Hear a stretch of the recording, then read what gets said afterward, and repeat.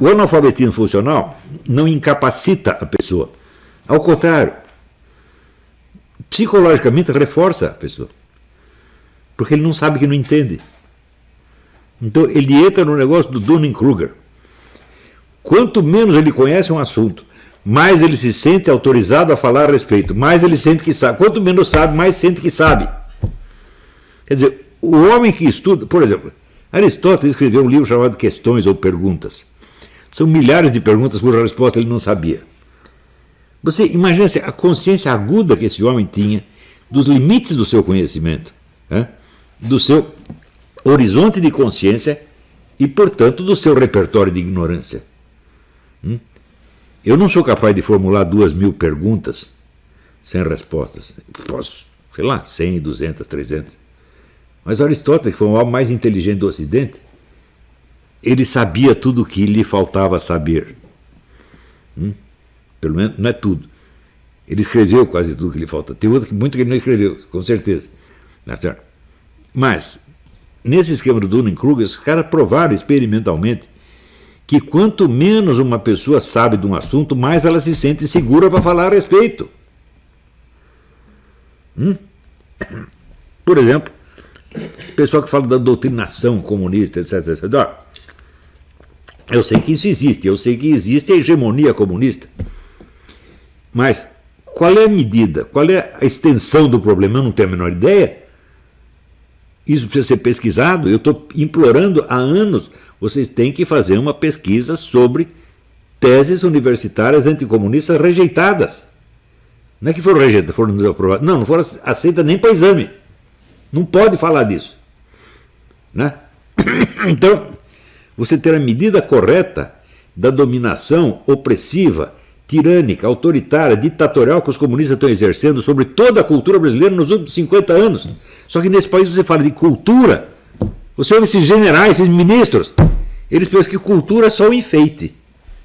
Eu digo, não, meu filho, você não tem ideia do que é cultura. Por exemplo, outro dia, né, o Jairo Teixeira, que é criador e domador de cachorro, e é meu aluno, tenho muito orgulho disso, tenho um aluno inteligentíssimo, mostrou a penetração da mentalidade politicamente correta na criação de cachorros. Agora, por exemplo, você não pode dizer que o fulano é dono do cachorro, ele é tutor do cachorro. E isto vai entrando. Isto é cultura, porque isto penetra no cotidiano e no subconsciente de todo mundo, e o pessoal vai aceitando. Guerra cultural não está em livros, meu filho. Está, por exemplo, você tem um problema com a mulher, ele vai consultar um conselheiro matrimonial, o conselheiro matrimonial vai orientá-lo de maneira conveniente ao movimento comunista. E ele não vai nem perceber que o divórcio ou o casamento dele são um instrumento de guerra cultural. É isto que é guerra cultural, generais. Vê se acorda, porra! Eles pensam que cultura é só livro, disco. Mas que estupidez, meu Deus do céu! Quer dizer, no Gramsci está muito claro que a cultura comunista tem que entrar em todos os setores da vida social. Os mais íntimos e mais informais. É ali que está a guerra. Por exemplo, guerra cultural é mandar os meninos do partido entrar no concurso público para ser funcionário público. Fizeram aqui um concurso para lixeiro, vai lá, entra lá. Como lixeiro, você já é funcionário do Estado. Amanhã você pode ser diretor da coleta de lixo. Isso é que é guerra cultural. Isso é guerra cultural, é só blá blá blá. Blá blá blá o que tem nas suas cabeças, seus burros. Então, pensa que é só general que é assim, vou contar o episódio. Quando eu tive contato com o pessoal do Instituto Liberal, eu comecei a falar lá no Fórum da Liberdade no Rio Grande do Sul, que era um negócio meritório, sem sombra de dúvida,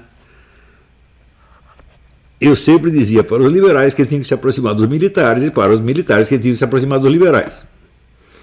Enquanto isso, militares, general Ibiapina, presidente do Clube Militar do Rio de Janeiro, queria aproximação o quê? Com o pessoal do jornal A Hora do Povo, que era comunista.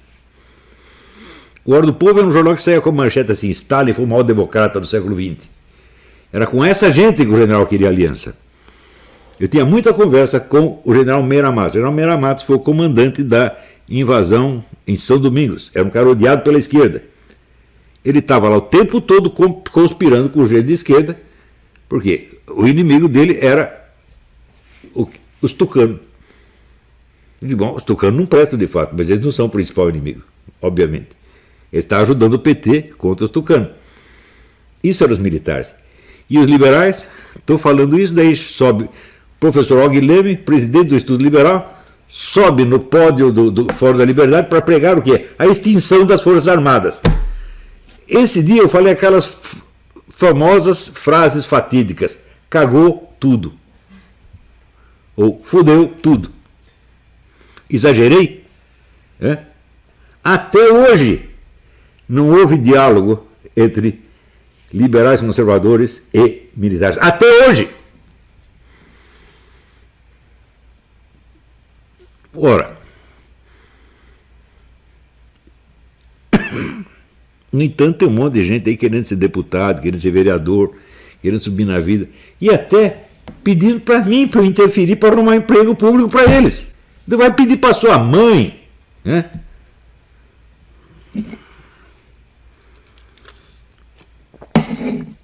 Então é isso, gente.